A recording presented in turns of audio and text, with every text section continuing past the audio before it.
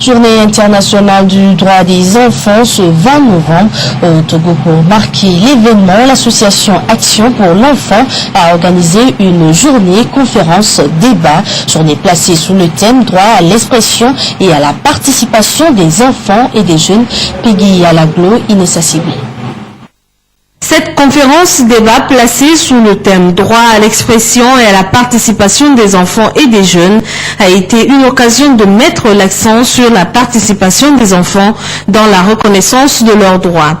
Initiée par l'association Action pour l'enfant, la conférence a vu la participation de tous les acteurs concernés par la question du respect des droits des enfants. Ce thème nous interpelle tous, surtout nous, le peuple africain, parce que souvent dans nos familles, dans nos foyers, à partir de nous-mêmes, nous ne donnons pas l'expression à nos enfants.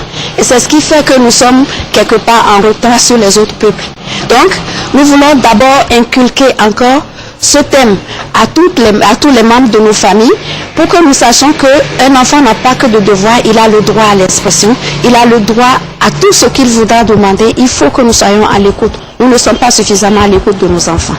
Plusieurs thématiques ont été abordées au cours de cette conférence. Pour l'heure, il s'agit pour ces acteurs de faire le bilan des actions menées par le gouvernement et d'envisager d'autres perspectives pour la reconnaissance et le respect des droits des enfants.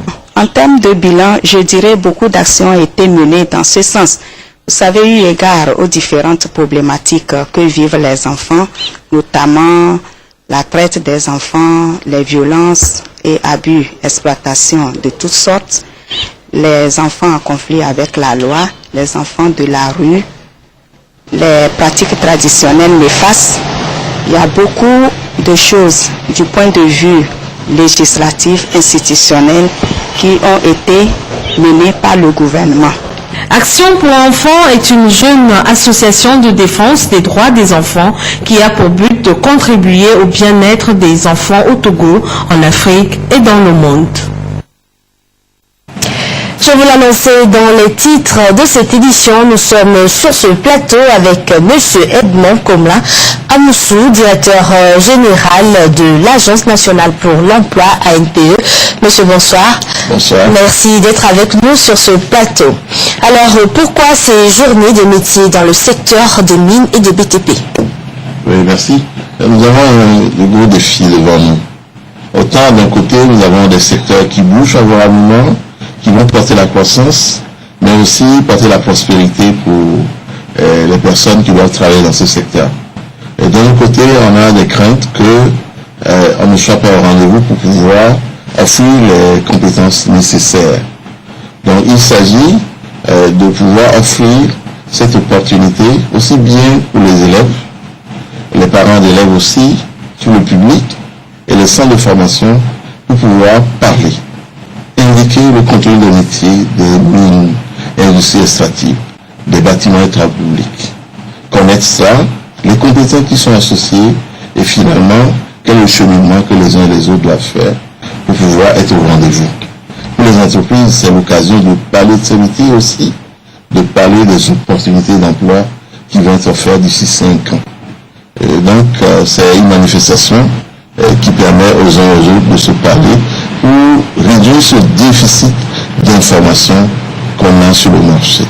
Alors, monsieur, à travers ces journées, quel public cible voudrez-vous atteindre durant ces 2 journées? Le premier public, c'est les élèves, depuis la classe de 4e jusqu'en terminale, mais aussi les parents d'élèves qui doivent les aider à faire les bons choix. Nous avons également comme public cible toute la nation, parce que les leaders de communauté doivent aider aussi à mieux orienter les jeunes. Les entreprises ont l'opportunité de parler de ce qu'elles font et ce qu'elles attendent. Les autorités aussi doivent pouvoir écouter, et puis finalement aider à corriger. Donc voilà les autorités qui vont être très impliquées, les ministres et les hauts fonctionnaires, mais aussi tout ce public que nous attendons. Eh bien, quels sont les résultats escomptés? À l'issue des 2 jours, dans les 2 secteurs, mines et industries extractives d'un côté, et bâtiments et travaux publics de l'autre, à la fin, nous devons avoir un public mieux sensibilisé sur sur le contenu des métiers et les parcours qui sont implantés. Nous devons avoir aussi des signaux qui permettent au sein de formation de l'université de combiner le tir, de revoir les curricula. Nous devons avoir également un état des administrations publiques, mieux sensibiliser, mieux outiller et finalement un bon dialogue qui continue au-delà des 2 journées. Je parlais nous du programme de ces 2 journées. Demain, il y aura la cérémonie officielle de lancement avec le parrainage du ministre des Mines et du ministre des Travaux publics, également le ministre du Travail et de l'Emploi. Il y aura des communications jusqu'à 10 heures sur le métier, le contenu, les enjeux qui autour. Et puis à partir de 10 heures, il y aura la vie des stands, qui sont des stands qui sont confectionnés sous forme de tentes, de coins comme dans l'architecture africaine. Donc on parle un peu. Donc cette journée va se poursuivre jusqu'à la fin de la soirée. Demain, il y aura également quelques adresses et des communications le matin jusqu'à 10 heures à la salle CDAO du CASEF. Et puis sur l'esplanade du Palais des Congrès, pour les 2 jours, visite des stands, discussion sur les stands. Voilà le contenu des 2 jours d'activité. Alors pour cette journée, s'il y a quelque chose de bien concret que vous allez proposer à la population ou aux participants? Oui, les professionnels que sont les ingénieurs, les directeurs des ressources humaines vont recevoir sur le stand les jeunes en entretien.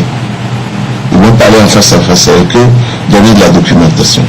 Mais au-delà, les entreprises vont proposer les emplois disponibles. Et maintenant, donc on a des opportunités d'emploi à mettre sur la table, particulièrement la centaine de postes dans le secteur de clinker et du ciment. Et donc on a des recrutements en cours pour lesquels on souhaite informer davantage, recueillir les dossiers et puis encadrer les jeunes vers l'acquisition de cette hausse de contrat de travail à durée indéterminée. Et quel impact ces journées peuvent avoir sur le taux de chômage en général au Togo? Sur le taux de chômage, c'est une question de travail de longue durée, mais dans l'immédiat, ça permet à ce que les entreprises puissent trouver les personnes compétentes adéquates. Ça permet également, lorsqu'on veut baisser le chômage, d'avoir la meilleure information pour que les jeunes n'aillent pas trop sur des filières qui débouchent dans le milieu. Et que les gens qui ont des vagues C, des vagues D, les scientifiques, et même ceux qui font des sciences humaines, le fassent par rapport à ce qui va marcher. Donc le tout va permettre de baisser un tout petit peu le nombre de chômeurs. Vous savez qu'on a dans nos fichiers des gens qui ont fait des études qui débouchent dans le milieu. Donc voilà ce qu'on veut éviter. Ok, avez-vous un dernier message particulier à l'endroit du public togolais? Le nouveau dit aux jeunes de nommer ces environs. Et même ceux qui vont suivre à travers les médias, de prêter attention à ce que nous allons dire. De venir nous voir au Palais des Congrès, de façon à voir l'information et à l'utiliser à bon escient. Les dirigeants des communautés, toute les hauts fonctionnaires doivent venir. Particulièrement, nous avons besoin que les jeunes viennent découvrir ce que nous offrons, la centaine de postes que nous avons aujourd'hui sur la table, dans des métiers techniques et autres, des mines et des BTP, qui viennent écouter, prendre, postuler, et puis avoir la chance de gagner le jackpot. Merci monsieur d'avoir répondu à toutes nos questions. Je vous rappelle que nous étions avec monsieur Edmond Comelin Amoussou, directeur général de l'Agence nationale pour l'emploi ANPE. Toujours dans cette édition, les cadres du ministère de l'économie et des finances se sont réunis ce mercredi pour un atelier de haut niveau. Il s'agissait pour ces cadres de faire le point avec les experts sur le projet conjoint Union européenne FMI de renforcement de la gestion des finances publiques au Togo, un projet qui a débuté en septembre 2012 et financé par l'Union européenne. Renforcer la gestion des finances publiques au Togo. C'est le but de cet atelier de haut niveau pour les cadres du ministère de l'économie et des finances. Atelier qui s'inscrit dans le cadre du projet conjoint Union européenne-FMI de renforcement de la gestion des finances publiques. L'Union européenne finance ce projet d'appui institutionnel à la réforme des finances publiques depuis 2012 et c'est la continuation d'un programme qui avait commencé déjà en 2010. Donc nous comptons beaucoup sur cette réforme des finances publiques parce que c'est un élément fondamental dans l'amélioration des performances du pays et en complémentarité à l'appui budgétaire que l'Union européenne utilise comme instrument de coopération avec le Togo. Au cours de cet atelier de suivi de projet, quelques thèmes seront traités, à savoir la préparation budgétaire, l'exécution budgétaire, la gestion comptable, la trésorerie et la formation. Vous êtes sans doute informé qu'au cours de la dernière année, on a fait un effort accru pour donner de l'assistance technique, notamment dans le domaine de la gestion des finances publiques au Togo. Après une année, le moment est venu où on rassemble, on réitère, on rappelle les recommandations qui ont été formulées lors de ces assistances techniques à l'intention des cadres moyens et supérieurs du ministère de l'économie et des finances. C'est de divulguer, de rappeler les recommandations en vue de constater les problèmes éventuels qui ont pu se poser lors de la mise en place des réformes proposées. Les fruits de cet atelier serviront de modèle pour l'accompagnement des réformes de deuxième génération, portées notamment par les directives sur le cadre harmonisé des finances publiques de l'UEMOA et par la création de l'Office togolais des recettes. À l'international, l'Espagne ouvre une enquête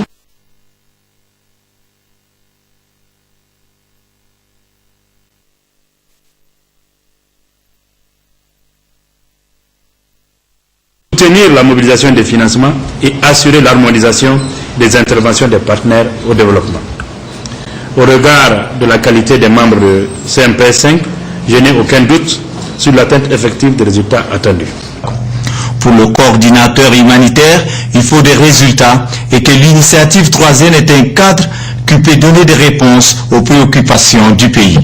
Le fait qu'on ait aujourd'hui la mise en place de ce comité multisectoriel, dont le rôle est de créer justement un environnement favorable par le biais de la coordination, de la mobilisation, de l'animation, pour atteindre les résultats que nous nous sommes fixés, me semble-t-il, est une étape importante pour notre engagement dans ce domaine. Et je suis certain que ce comité va contribuer à catalyser les 4 autres axes stratégiques. Je voudrais aussi remercier mes pairs de nous avoir désignés pour les représenter à la vice-présidence, étant entendu que nous sommes tous membres du comité en tant que tel. Et je voudrais aussi les inviter à redoubler d'efforts, parce qu'il s'agit de créer une alliance concertée et raisonnée autour d'un problème complexe pour atteindre les résultats. Car il nous faut des résultats, ici et maintenant.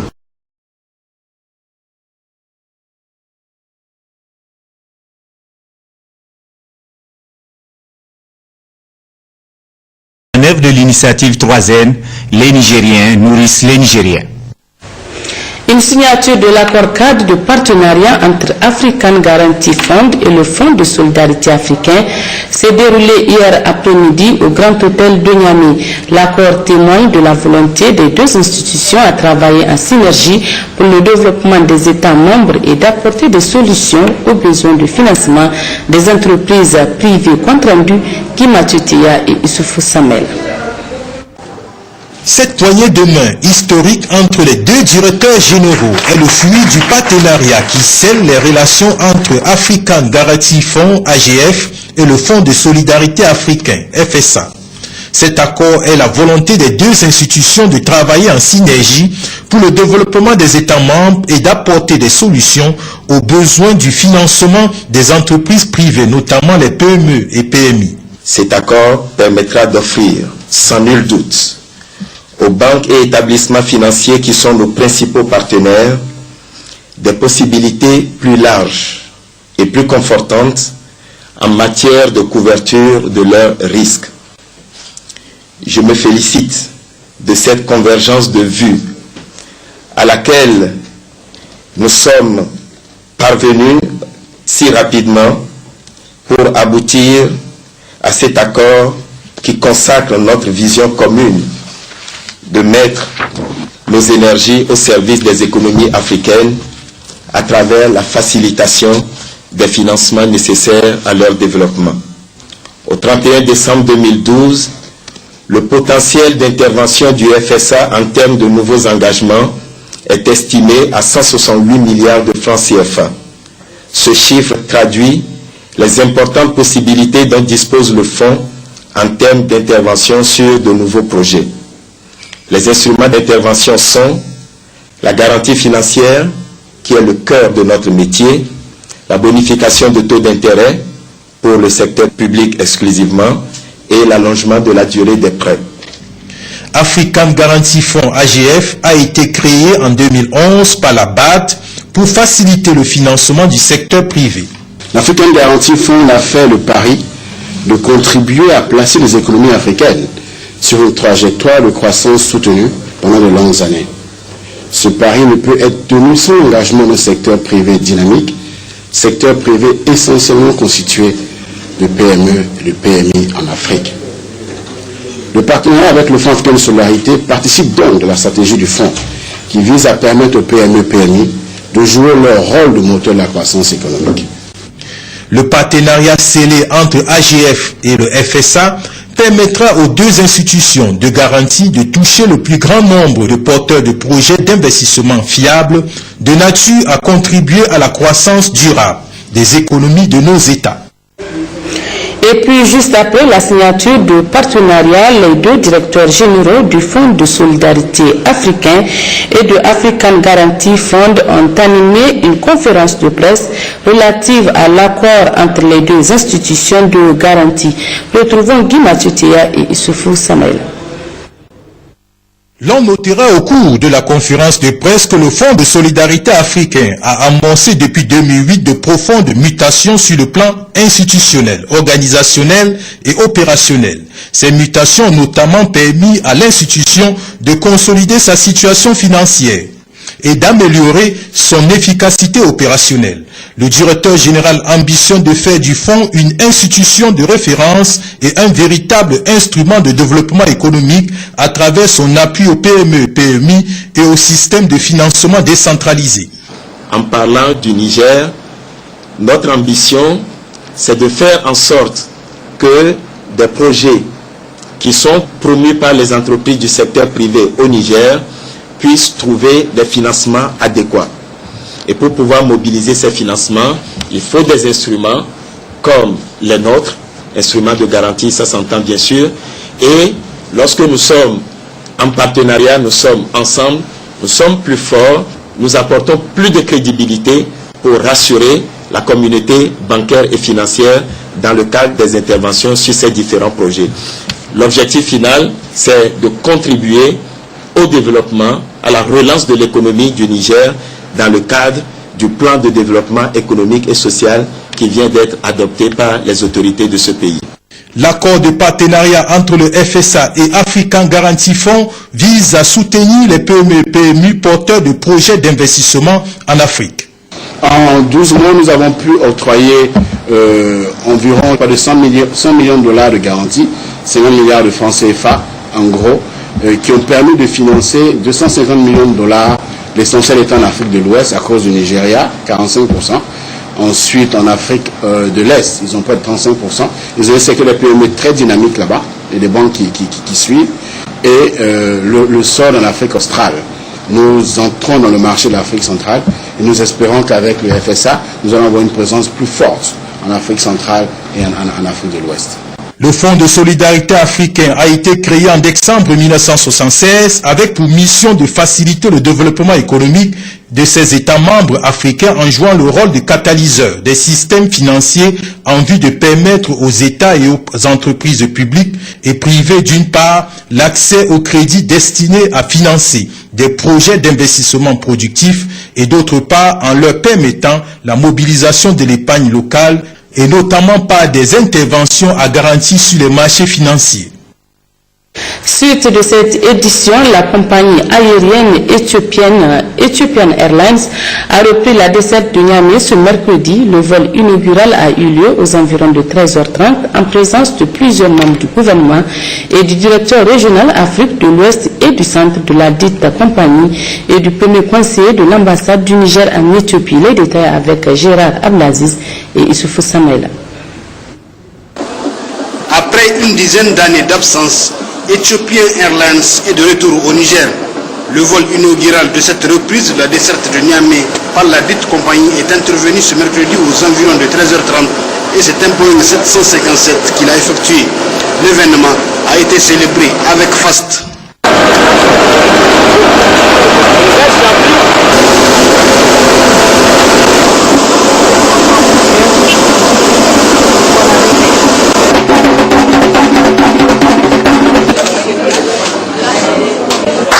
S'il vous plaît, messieurs, dames. Merci,